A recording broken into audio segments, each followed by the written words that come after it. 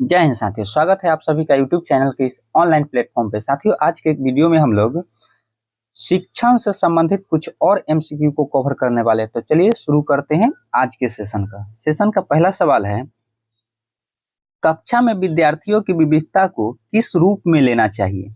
Option A, अधिगम के लिए एक सकारात्मक गुण के रूप में लेना चाहिए, अधिगम के लिए एक बाधा के रूप में देखना चाहिए, अध्यापक द्वारा इसकी अनदेखी करनी चाहिए, और ऑप्शन नंबर डी में कि सभी के लिए समता सृजित करने हेतु इसे सीमित करना चाहिए। साथियों, इस सवाल का जो सही उत्तर हो जाएगा वो हो जाएगा ऑप्शन नंबर ए, अधिगम के लिए एक सकारात्मक गुण के रूप में लेना चाहिए। ऑप्शन नंबर ए इसका राइट आंसर होगा। नेक्स्ट क्वेश्चन, डैश के अलावा सभी कक्षा प्रक्रिया में शामिल एक प्रमुख घटक है।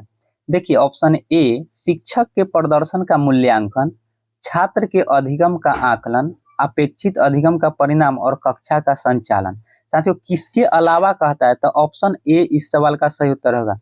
शिक्षक के प्रदर्शन का मूल्यांकन, यानी शिक्षक का मूल्यांकन हम लोग नहीं करते हैं, ठीक ना। शिक्षक का मूल्यांकन किस लिए किया जाता है? छात्र का मूल्यांकन किया जाता है। तो इसलिए इस सवाल का जो सही उत्तर हो जाएगा ऑप्शन नंबर ए इसका राइट आंसर है। नेक्स्ट क्वेश्चन नंबर 3, कक्षा में छात्रों की सीटें बदलने से क्या लाभ है? यह सामाजिक अंतःक्रिया और संवेदनात्मक बंधन से बढ़ावा देता है। यह फिलहाल ठीक है। बच्चा कक्षा में हीन भावना महसूस करते हैं, ये तो बिल्कुल नहीं। बच्चे को स्वतंत्र और अधिक आत्मविश्वास बनाता है, ये भी नहीं होगा। और ऑप्शन नंबर डी जो है, नए आने वाले छात्रों का स्वागत होता है और विद्यालय और कक्षा की गतिविधियों में शामिल किया जाता है, ये भी गलत है। इसका राइट आंसर जो होगा साथियों, ऑप्शन नंबर ए सही होगा। यह सामाजिक अंतःक्रिया और संवेदनात्मक बंधन को बढ़ावा देता है। ऑप्शन नंबर ए इसका राइट आंसर है। नेक्स्ट क्वेश्चन नंबर 4, कक्षा शिक्षण पूरा होने के बाद डैश, कक्षा शिक्षण पूरा होने के बाद ब्लैक बोर्ड को किसी छात्र का ये काम नहीं है।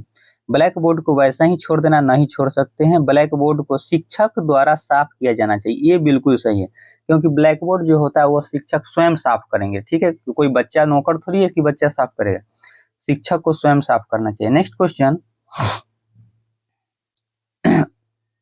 एक शिक्षक को कक्षा प्रबंधन रणनीतियों को नियोजित करना चाहिए जो निम्नलिखित पर केंद्रित हो। कठोर नियम के माध्यम से वर्ग को संचालित कर, कठोर नियम तब बच्चा पर लागू ही नहीं करेंगे। सभी बच्चों से समान व्यवहार की अपेक्षा करना, सब बच्चा एक तरह का होता ही नहीं है तो कहे ऐसा करेंगे। विद्यार्थियों को बिना प्रश्न किए सभी नियमों का पालन करना, ये भी नहीं होगा। और डी में क्या कहता है, आत्मचिंतन का पर्याप्त अवसर देना, बच्चा को अवसर देना, ये सबसे बेहतरीन ऑप्शन होता है। ऑप्शन नंबर डी इसका राइट आंसर है। चलिए नेक्स्ट पे आते हैं साथियों। अब जो क्वेश्चन आ रहा है यह टेक्स्ट बुक एंड लाइब्रेरी से संबंधित क्वेश्चन है, ठीक है। चलिए सवाल नंबर 1 को देखते हैं। स्कूल पुस्तकालय के मुख्य उद्देश्य क्या है? अनुसंधान को बढ़ावा देना, पढ़ने की आदत को बढ़ावा देना, सूचना समाज की स्थापना, उपयुक्त में से सभी। तो अनुसंधान को बढ़ावा देना, पढ़ने की आदत को बढ़ावा देना, यानी स्कूल पुस्तकालय का उद्देश्य होता है पढ़ने की आदत को बढ़ावा देना। ऑप्शन नंबर बी इसका राइट आंसर होगा। नेक्स्ट, एक अच्छे शिक्षक का सबसे महत्वपूर्ण गुण है। शिक्षक का सबसे महत्वपूर्ण गुण जो होता है विषय वस्तु का पूर्ण ज्ञान, अच्छा संप्रेषण कौशल, विद्यार्थियों के हित का ध्यान रखना, प्रभावी नेतृत्व का गुण। साथियों, एक अच्छे शिक्षक का महत्वपूर्ण गुण जो हो जाए विषय वस्तु का पूर्ण ज्ञान होना। ऑप्शन नंबर ए इसका राइट आंसर होगा। नंबर 3, कक्षा शिक्षक का व्यवहार जो शिक्षण को प्रभावित करता है निम्नलिखित में से किस प्रभाव क्षेत्र से संबंधित है? संज्ञानात्मक, क्रियात्मक, भावात्मक या फिर मनोप्रेरक। तो इस सवाल का राइट आंसर जो होगा वह शिक्षक का व्यवहार जो है वह भावात्मक होना चाहिए, अफेक्टिव होना चाहिए। ऑप्शन नंबर सी इसका राइट आंसर है। नेक्स्ट क्वेश्चन, निम्नलिखित में से कौन सा गुण शिक्षक के लिए सबसे आवश्यक माना जाता है? विषय का विशेषज्ञ होना, एक विद्वान व्यक्ति होना चाहिए, अच्छी तरह से कपड़े पहनना व्यक्ति होना चाहिए, और बहुत धैर्य होना चाहिए। साथियों इस सब में सबसे बेहतर ऑप्शन जो है ऑप्शन नंबर डी, क्योंकि टीचर जो होना चाहिए वह सहनशील होना चाहिए, धैर्यवान होना चाहिए। ठीक है, तो इसका right answer option number D हो जाएगा। चलिए अगले सवाल पे। क्वेश्चन नंबर 5, एक प्रभावी शिक्षक का सबसे महत्वपूर्ण गुण क्या है? प्रभावी शिक्षक का सबसे महत्वपूर्ण गुण क्या है? पढ़ाए गए विषय वस्तु के बारे में गहन ज्ञान ना होना, तो ये तो कटेगा। एक सख्त अनुशासक, ये भी नहीं होगा। और छात्रों के साथ अच्छा तालमेल, और नीचे दिया एक अच्छा प्रेरक, यानी एक गुड मोटिवेटर होना चाहिए। इसका राइट आंसर हो जाएगा ऑप्शन नंबर डी, 5 का आंसर डी हो जाएगा। नेक्स्ट क्वेश्चन नंबर 6, प्रभावी शिक्षक कैसा होता है? जिसका कक्षा पर नियंत्रण हो, जो सीमित अवधि में अधिक जानकारी प्रदान कर सकता है, जो छात्रों को कैसे सिखाना है के लिए प्रेरित कर सके, और जो नियत कार्य को ध्यान से देखता हो। साथियों इस सवाल का सबसे अच्छा ऑप्शन है जो छात्रों को कैसे सिखाना है के लिए प्रेरित करता है। ऑप्शन नंबर सी इसका राइट आंसर है। नेक्स्ट क्वेश्चन नंबर 7, एक शिक्षक के लिए निम्नलिखित में से कौन सा गुण सबसे महत्वपूर्ण है? उदाहरण स्थापित करना, समर्थन प्रदान करना, प्रबंधन में भागीदारी, और निर्देशित करना। साथियों सबसे अच्छा जो होता है उदाहरण स्थापित करना, एग्जाम्पल से समझाना बच्चों को। ठीक है, नेक्स्ट क्वेश्चन नंबर 8, छात्र आमतौर पर उन शिक्षक की प्रशंसा करते हैं जो छात्रों को अच्छे अंक के साथ पास करे, ये तो होता ही नहीं। अपने छात्रों को डांटता नहीं हो, ये भी नहीं। छात्रों की आवश्यकताओं को समझता हो, ऑप्शन नंबर सी इसका बेस्ट ऑप्शन है, छात्रों की आवश्यकताओं को समझता हो। और डी में दिया है सभी छात्रों के साथ मित्रवत, नहीं सभी, ये नहीं। क्वेश्चन नंबर 9, निम्नलिखित में से शिक्षक के किस गुण को छात्रों द्वारा सबसे ज्यादा पसंद किया जाएगा? आदर्शवादी दर्शन, करुणा, अनुशासन या मनोरंजक। साथियों सबसे बेहतरीन ऑप्शन जो होगा करुणा इसका होगा, ऑप्शन नंबर बी इसका राइट आंसर हो जाएगा। नेक्स्ट, एक अच्छा शिक्षक डैश होना चाहिए, कैसी होनी चाहिए? साधन संपन्न और निरंकुश, साधन संपन्न और सहभागी, साधन संपन्न और आधिकारिक, साधन संपन्न और प्रभावशाली। तो इस सवाल का जो राइट आंसर होगा वो साधन संपन्न और सहभागी होना चाहिए। ठीक है, ऑप्शन नंबर बी इसका राइट आंसर है। नेक्स्ट क्वेश्चन साथियों नेक्स्ट टॉपिक के है इवैल्यूएशन और असेसमेंट फॉर लर्निंग के कुछ सवाल है। ठीक है, अब इस टॉपिक के कुछ एमसीक्यू को देखते हैं। क्वेश्चन नंबर 1, अधिगम के लिए आकलन का मुख्य लक्ष्य क्या है? अधिगम के लिए आकलन का मुख्य लक्ष्य क्या है? उन विद्यार्थियों की पहचान करना जिन्हें धीमे सीखने वालों के रूप में वर्गीकृत किया जा सकता है, ये नहीं होगा। नेक्स्ट देखते हैं, विद्यार्थियों के प्रदर्शन का मूल्यांकन करना और ग्रेड देना, नहीं ये भी। अच्छा, मुख्य लक्ष्य क्या? विद्यार्थी के प्रदर्शन का मूल्यांकन करना और ग्रेड देना, ये तो हो सकता है। और अगला ऑप्शन पढ़ते हैं, विद्यार्थियों को प्रतिपुष्टि प्रदान करना जिसका उपयोग उनके अधिगम में सुधार के लिए किया जा सकता है। और डी में दिया है विद्यार्थियों के प्रदर्शन की तुलना नहीं करेंगे हम, ये कटेगा। और विद्यार्थियों की प्रतिपुष्टि प्रदान करने के लिए जिसका उपयोग उनके अधिगम में सुधार, ये सही होगा। ऑप्शन नंबर सी इस सवाल का राइट आंसर हो जाएगा। ठीक है, नेक्स्ट क्वेश्चन,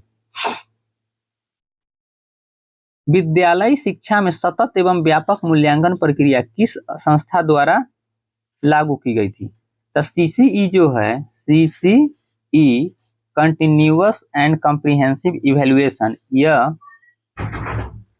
सीबीएसई ने लागू किया था। ऑप्शन नंबर बी इसका राइट आंसर है। नेक्स्ट क्वेश्चन, सामाजिक रचनावादी कक्ष में मूल्यांकन का प्रमुख तरीका क्या होता है? वस्तुनिष्ठ प्रत्यायन आधारित परीक्षाएं, सहयोगात्मक परियोजनाएं, मानकीकृत परीक्षाएं और मानक संदर्भित परीक्षाएं। तो इस सवाल का जो राइट आंसर होगा सहयोगात्मक परियोजनाएं, ऑप्शन नंबर बी इसका राइट आंसर हो जाएगा। नेक्स्ट क्वेश्चन नंबर 4, निम्न में से कौन सा एक उत्तम परीक्षण की विशेषताओं में से भिन्न है? विश्वसनीयता, वैधता, वस्तुनिष्ठता और अभिक्षमता। तो इस सवाल का राइट आंसर जो होगा aptitude, option number D right answer होगा, अभिक्षमता। नेक्स्ट, डैश में माप की भूमिका सब सीखी हुई कुशलताओं में निष्पादन का एक संपूर्ण अवसर देती है। निर्माणात्मक मूल्यांकन, योगात्मक मूल्यांकन, नैदानिक मूल्यांकन, इनमें से कोई नहीं। तो इस सवाल का राइट आंसर जो होगा वह डैश में मापन की भूमिका सब सीखी हुई कौशलताओं में निष्पादन का एक संपूर्ण अवसर देती है, योगात्मक मूल्यांकन इसको कहते हैं। ऑप्शन नंबर बी इसका राइट आंसर है। नेक्स्ट क्वेश्चन, क्वेश्चन नंबर 7, आकलन का उद्देश्य क्या है? आकलन का उद्देश्य जो है क्या है? बच्चों को भय युक्त परिवेश में अध्यापन करने के लिए प्रेरित करना, बच्चों को धीमी गति से सीखने वाले प्रखर एवं समस्यात्मक रूपों में चिन्हित करना, अधिगम पर विश्वसनीय प्रतिपुष्टि देना और कक्षा में प्रतियोगिताओं को प्रोत्साहित करना। इस सवाल का राइट आंसर जो होगा अधिगम पर विश्वसनीय प्रतिपुष्टि देना, ऑप्शन नंबर सी इसका राइट आंसर हो जाएगा। क्वेश्चन नंबर 8, परीक्षार्थियों की उपलब्धि का आकलन शिक्षक को डैश करने में मदद करता है। शिक्षा शास्त्र की प्रभावशीलता का मूल्यांकन, कक्षाओं में शिक्षार्थियों की क्षमता समूह बनाना, शिक्षण के लिए गतिविधि लॉक तैयार और शिक्षार्थियों को प्रदर्शन आलेख बनाए रखना। तो इस सवाल का सही जवाब जो होगा शिक्षा शास्त्र की प्रभावशीलता का मूल्यांकन करना, ऑप्शन नंबर ए इसका राइट आंसर हो जाएगा। नेक्स्ट, अधिगम के विभिन्न क्षेत्रों में शिक्षार्थियों की कठिनाइयों की पहचान करने के लिए शिक्षकों द्वारा उपयोग की जाने वाली प्रक्रिया किसका भाग है? स्थानीयकरण मूल्यांकन, रचनात्मक मूल्यांकन, नैदानिक मूल्यांकन या फिर योगात्मक मूल्यांकन का। तो यह हो जाएगा डायग्नोस्टिक असेसमेंट, नैदानिक मूल्यांकन, ऑप्शन नंबर सी इसका राइट आंसर है। नेक्स्ट क्वेश्चन, मध्यावर्ती परीक्षाएं निम्नलिखित में से किसका उदाहरण है? रचनात्मक मूल्यांकन, मानक संदर्भित मूल्यांकन, योगात्मक मूल्यांकन या फिर नैदानिक मूल्यांकन का। तो इसका राइट आंसर होगा योगात्मक मूल्यांकन का, ऑप्शन नंबर सी इसका राइट आंसर है। नेक्स्ट क्वेश्चन, साथियों अब जो टॉपिक आया है कैरिकुलम, पाठ्यचर्या से संबंधित कुछ और एमसीक्यू है। देखिए क्वेश्चन नंबर 1, निम्नलिखित में से क्या पाठ्यचर्या का विकास के लिए मार्गदर्शन सिद्धांत नहीं है? इसमें से कौन सिद्धांत नहीं है कैरिकुलम के लिए? विद्यालयी ज्ञान को बाह्य विश्व से जोड़ना, ये तो बिल्कुल होता है। सुनिश्चित करना कि अधिगम रटंत विद्यार्थियों से परे हैं, ये बात भी सही है क्योंकि रटंत विद्या हमको देना नहीं है, ठीक है, परे है। ऑप्शन सी, परीक्षा को आसान बनाना, ये बिल्कुल गलत है। पाठ्यचर्या को समृद्ध करना ताकि यह पाठ्य पुस्तक तक सीमित न हो, तो ये भी सही है, यानी इसका राइट आंसर जो होगा ऑप्शन नंबर सी हो जाएगा। ठीक है, नेक्स्ट कहा कि मार्गदर्शन सिद्धांत नहीं हो, इसलिए इसका right answer option number C. Next question, पाठ्यक्रम विकास की अवधारणा में शामिल नहीं है अंतरराष्ट्रीय विचार, पारिवारिक कक्षाएं, सामाजिक लक्ष्य और राष्ट्रीय लक्ष्य। देखिए नेशनल गोल्स तो होगा, सामाजिक सोशल गोल्स भी होगा, फैमिली एस्पिरेशन भी होगा, लेकिन अंतरराष्ट्रीय इंटरनेशनल कंसीडरेशन नहीं होगा। ऑप्शन नंबर ए इसका राइट आंसर हो जाएगा। नेक्स्ट क्वेश्चन, पाठ्यचर्या क्या है? पाठ्यचर्या और पाठ्येतर गतिविधियां, पाठ्यक्रम उद्देश्य विधि मूल्यांकन, विषय वस्तु उद्देश्य, पाठ्यक्रम कार्यक्रम अनुभव, कौशल और व्यवहार गतिविधि संबंधित। और डी में विद्यालय के विषय अनुभव गतिविधियों पारस्परिक संबंध। तो इस सवाल का राइट आंसर जो होगा ऑप्शन नंबर सी हो जाएगा। विषय वस्तु उद्देश्य पाठ्यक्रम कार्यक्रम अनुभव गतिविधि संबंध कौशल और व्यवहार सभी इसी में आ जाएगा, जो भी ऑप्शन बाकी बच गया, इसलिए इसका राइट आंसर सी हो जाएगा। नेक्स्ट क्वेश्चन, पाठ्यचर्या के निर्धारक क्या है? उद्देश्य, विधि, मूल्यांकन, बुनियादी जरूरतें, सामाजिक पहलू, सांस्कृतिक कारक। और सी में संरचना, विकास, कार्यान्वयन।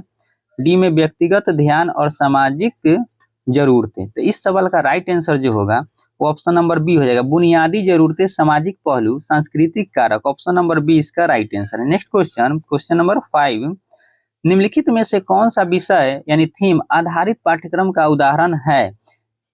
इस सवाल का राइट आंसर जो होगा ऑप्शन नंबर बी हो जाएगा, अवधारणाओं के स्वरूप, संबंधों को जोड़ने के महत्व पर जोर देना। ऑप्शन नंबर बी इसका सही जवाब है।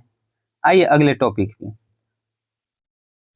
अब नेक्स्ट टॉपिक का पहला सवाल जो है, शिक्षार्थी से संबंधित शिक्षण अधिगम प्रक्रिया को प्रभावित करने वाले कारक डैश है। इसका ऑप्शन है आयु तथा परिपक्वता, शारीरिक एवं मानसिक स्वास्थ्य, अभिप्रेरणा का स्तर एवं इच्छा शक्ति और उपयुक्त में से सभी। तो इस सवाल का जो राइट आंसर होगा ऑप्शन ए, बी, सी तीनों सही। ऑप्शन नंबर डी इसका राइट आंसर हो जाएगा। नेक्स्ट, निम्नलिखित में से कौन अधिगम को प्रभावित करने वाला शिक्षक संबंधी कारक है? परिपक्वता और प्रेरणा, कक्षा की समस्त सामाजिक भावनात्मक जलवायु, अनुशासन की संरचना और शिक्षक की नेतृत्व शैली। तो इसका right answer option number D हो जाएगा। नेक्स्ट, निम्नलिखित में से कौन सा अधिगम को प्रभावित करने वाले शिक्षार्थी से संबंधित एक कारक नहीं है? ध्यान, प्रेरणा, लक्ष्य और संचार। कौन नहीं है ये बताना है। तो ध्यान अटेंशन तो है, प्रेरणा मोटिवेशन और लक्ष्य गोल भी है, लेकिन कम्युनिकेशन संचार नहीं है। तो इसका राइट आंसर क्या हो जाएगा? Option number D. Next question, next topic का नेक्स्ट क्वेश्चन साथियों, इनमें से कौन सी श्रव्य सहायक सामग्री है?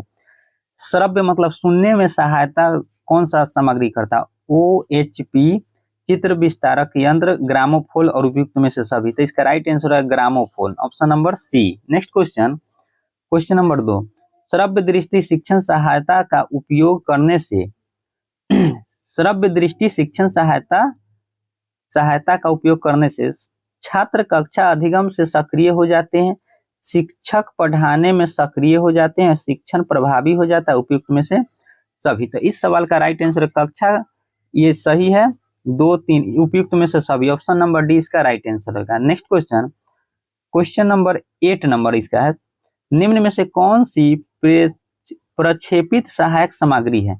बुलेटिन बोर्ड, OHP, प्रतिमान या फिर फ्लैनल